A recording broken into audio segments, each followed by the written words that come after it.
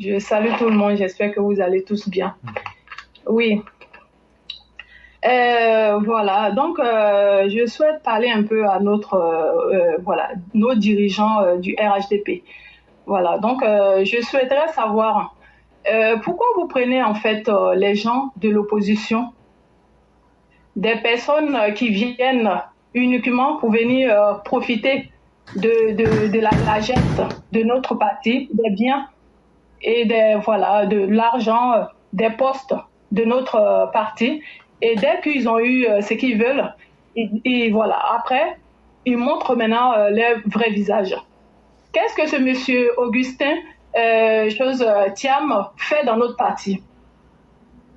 En tant que frère d'un criminel, d'un voleur, d'une personne qui traîne derrière lui tous ces comment on appelle ça, des crimes de tous les pays, qu'est-ce que celui-là fait dans notre pays, au-delà d'être un Sénégalais d'origine? Vous le mettez là, le monsieur se sent tellement bien, juste quand même il va nommer un jeune, un des membres farouches d'obéissance civile qui a causé la mort de plusieurs personnes en Côte d'Ivoire. Donc cela veut dire qu'il est dans notre parti et en plus il travaille aussi avec des gens du PDCI, parce qu'on se rappelle bien, hein, celui qui a créé ça là, cette désobéissance civile avec son complice là, ce n'est ni plus ni moins que Bédier, Henri Koda Bédier, qui est aujourd'hui couché tranquillement dans son cercueil, après avoir tué toutes ces personnes, après avoir mis en danger la vie des gens. Et ce monsieur-là est là encore, en train de prendre encore l'argent de notre parti et pour aller financer le PDCI, que tout le monde sait aujourd'hui qu'ils n'ont rien. Cette partie-là ne fait que racketter. Ils ont voulu s'enrichir de la mort, de leur fabrication, qui n'est ni plus ni moins que ce Henri Koda Bédier là, pour pouvoir se faire une santé financière. En demandant plusieurs milliards pour juste enterrer ce vaurien là, cet étranger, celui qui n'a rien fait de bon que envoyer l'ivoirité, envoyer la haine qui poursuit notre pays jusqu'à aujourd'hui. Vous, monsieur Augustin Thiam, qu'est-ce que vous foutez là encore? Vous avez demandé à ce que vous avez dit que vous voulez aller au PDCI, non? Pour aller rejoindre votre frère. Vous attendez quoi? C'est à cause des intérêts? C'est à cause du profit de notre parti RHDP que vous êtes là encore? Monsieur, nous avons compris votre manège. Nous savons très bien que vous n'aimez pas cette partie. Donc, ramassez vos affaires tranquillement et allez-y rejoindre votre frère. Votre frère, le vaurien, là, celui qui va jamais devenir président en Côte d'Ivoire pendant que nous, on sera là. Oui, allez-y le rejoindre. Parce que vous savez que si vous faites ça, vous allez tout perdre. C'est pour cela que vous avez un pied de l'autre côté et l'autre pied dedans, au RHDP, pour pouvoir continuer à profiter. Ça, c'est pas de votre faute. C'est notre parti. Pourquoi vous avez pris une personne comme ça? Quelle est sa compétence? Il manque des compétences au RHDP jusqu'à ce point? Qu'est-ce que celui-là peut apporter de plus dans notre parti? Un vaurien, il est ni plus ni moins qu'un bon à rien comme son frère. Tidjam Thiam, alias Chakadjan. Celui qui n'a brillé dans rien. Qui est là, qui n'aime pas, tellement qu'il n'aime pas notre pays. On lui pose la question, oui, oui, c'est le pays. Excusez-moi, oui, c'est mon pays.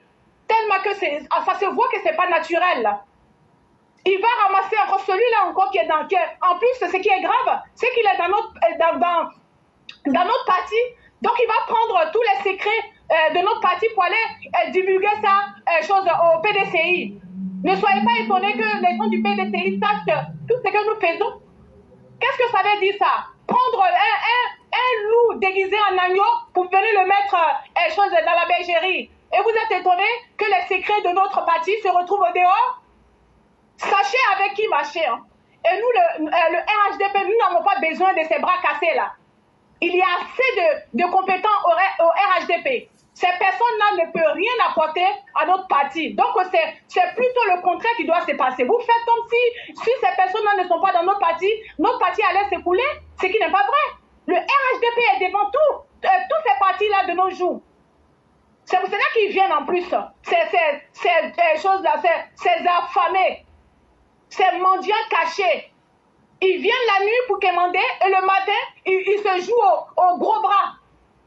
Jusqu'à même un salopard de Blé Goudé va venir porter plainte. On te connaît, hein, toi, Blé Goudé, là.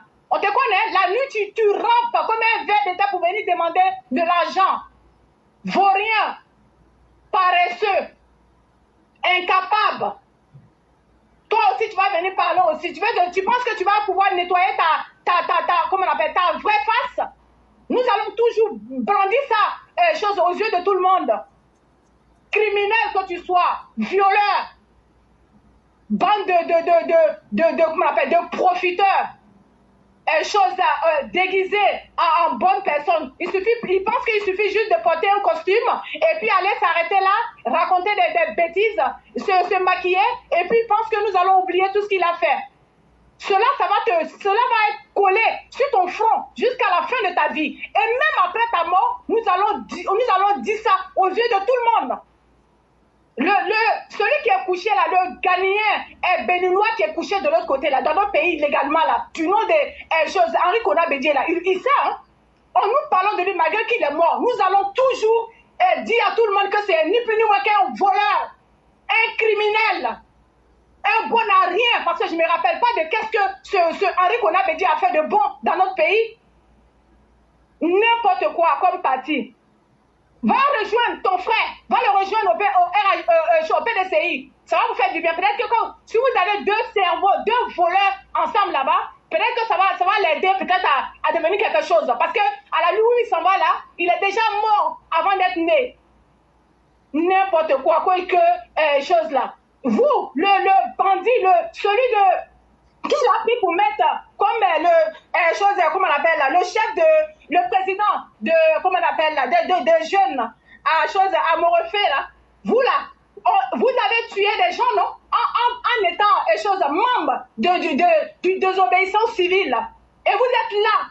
Et vous voyez ça, vous les membres du RHDP, vous voyez ce voyou là, et puis vous les laissez à croire que c'est les étrangers qui vont venir nous dicter notre conduite maintenant. Si ce n'est pas les étrangers, c'est des criminels, ou bien c'est des PD qui pensent qui peuvent venir porter plainte contre nous. Mais attends, où on va alors? Il faut que vous arrêtez votre impunité que vous faites dans notre pays. Arrivé à un moment, il faut taper les poings sur la table pour que chacun se mette à sa place. Il vous reste 2 minutes. Il vous reste 2 minutes. Il vous reste 2 minutes, voilà. Ok, d'accord. Voilà, vous le profiteur de M. Augustine Thiam, nous ne voulons pas de vous dans notre parti RHDP. Donc, ramassez vos affaires et allez-y rejoindre votre bandit de frère de étudiant Thiam alias Chakadjan. Voilà, donc je m'arrête là. Je vous souhaite bonne journée et puis bonne continuation à tout le monde. Merci beaucoup et au revoir. Merci infiniment, chère mère. Merci encore de votre sortie. Et surtout, à Augustine Thiam, nous disons ceci. Nous n'avons pas besoin de vous. Parce que même étant présent, qu'est-ce que vous apportez?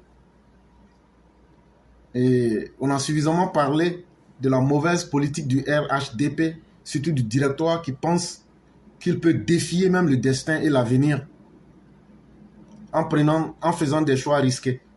Et on n'a que tellement parlé de cette situation-là que pour finir, on va les regarder et on verra bien ce qu'ils feront. Mais une chose est évidente, ce qui ne marche pas ne marchera pas. Si nous ne renforçons pas nos militants, nos véritables militants, ce ne sont pas ces saisonniers-là qui feront la gloire du RHDP. Il faut remettre nos vrais militants au centre de la réalité. Et on a tellement dans différents angles évoqué ces sujets-là que finalement, mais, à un moment, on s'assoit et on se dit, bon, on va voir ce qu'ils vont faire. Puisque cette attitude, la personne ne la comprend. Ni les militants, C'est seulement ceux qui sont au directoire qui comprennent ce qu'ils font. Mais ça ne marche pas parce que ça ne rentre pas dans les esprits. Et malheureusement, ces gens-là persistent. Vous demanderez à tous les militants, ils ont l'impression que les parvenus sont mieux lotis que nos militants. Au lieu de mettre tout votre dévolu sur des gens qui vous trahiront tôt ou tard, pourquoi ne pas former des véritables militants? Pourquoi ne pas former des véritables hommes politiques en votre sein? Vous avez créé l'école politique d'Amadougon. Est-ce que vous n'avez pas confiance en cet institut? Il faudrait que le RHDP puisse s'assumer. Les politiciens qui sont là, ils sont allés dans quelle école? Ça veut dire que tous ceux qui aspirent à avoir une vie politique en Côte d'Ivoire et qui sont déjà RHDP, RDR, tout ce dont ils ont besoin, ce n'est pas du superflu. Ils ont seulement besoin de vos conseils et de vos expériences. C'est tout. Ne les transformez pas en cireur de chaussures ou en attrapeur de sacs pendant 20 ans, 30 ans. Ce n'est pas ça faire de la politique. Puisque une fois à la tête, ou bien à la gestion de l'État, ils doivent décider de la vie des gens. Ils doivent décider du destin des peuples. Ce ne sont pas des gens qui ont pris des sacs pendant 10 ans, qui ont ciré les chaussures pendant 30 ans. Ce n'est pas suffisant. Et c'est pourquoi vous voyez la nullité de ceux qui animent la politique aujourd'hui. Non, j'ai été avec Laurent Gbagbo j'étais le jeune patriote de Laurent Gbagbo. Non, en fait, là, moi, j'ai navigué entre Ouattara et puis je m'appelle Soro Guillaume, etc. Donc, c'est suffisant. Mais tu as appris quoi avec eux? Rien.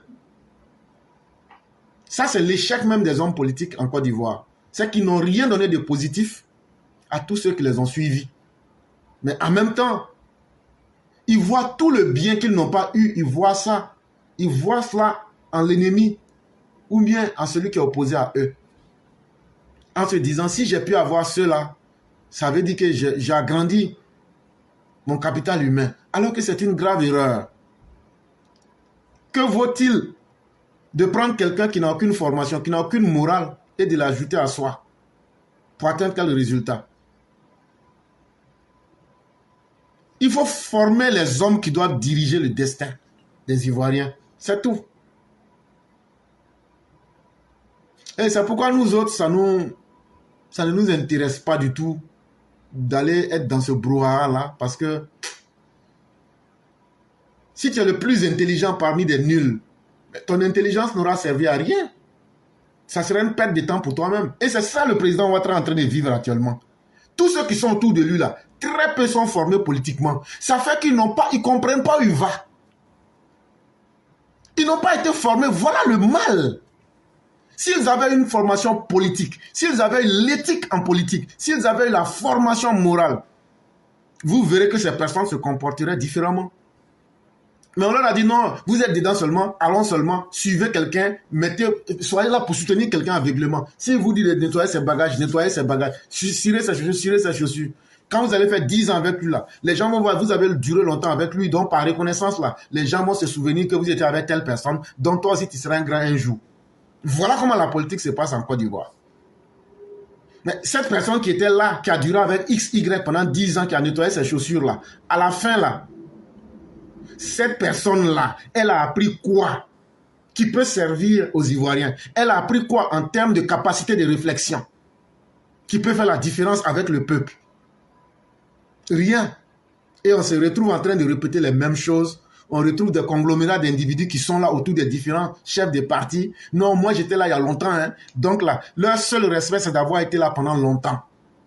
Mais quand on leur dit, venu l'heure de proposer, il n'y a pas d'expérience. Parce que le chef n'a pas transféré l'expérience. Et ça devient un problème. Et on ne s'en sortira jamais. Parce que les gens conçoivent la politique comme un secret des dieux, où c'est à quelques rares initiés qu'il faut transmettre et garder cela de façon linéaire, c'est-à-dire entre familles, pour que très peu puissent y avoir accès.